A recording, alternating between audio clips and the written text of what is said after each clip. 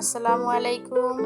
Hello guys, আপনারা কেমন আছেন? আশা করি আল্লাহর রহমতে আপনারা ভালো আছেন। এখন আমি আজকে রান্না করব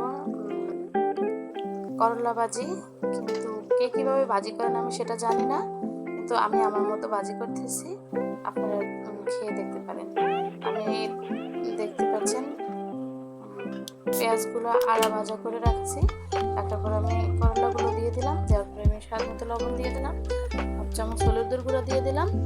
এখন আমি দিয়ে দেব হাফ চামচ মরিচের গুঁড়া, এর সাথে এড করবো হাফ চামচ মরিচের গুঁড়া।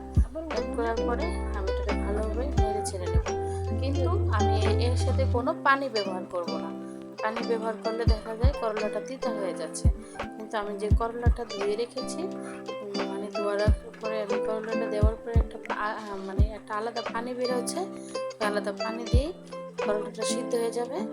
তারপরে আপনি করলাটাকে ঢাকনা দিয়ে ঢেকে দিয়ে কতক্ষণ পর মানে একটু নেড়ে ছেড়ে নিতে হবে, তাহলে নিচে দিয়ে করলাটা পুড়ে যেতে পারে।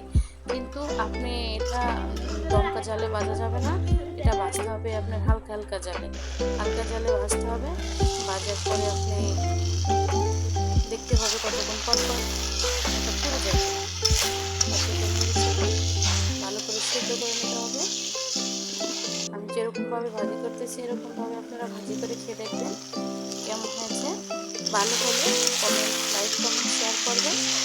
আমার এটা নতুন পেজ, আশা করি আপনারা সবাই আপনাদের কাছে ভালো লাগবে। আপনারা আমার ভিডিওটা দেখলে ভালো লাগবে, লাইক, কমেন্ট, শেয়ার করবেন। আর ভালো থাকবেন, সুস্থ থাকবেন। আল্লাহ হাফেজ।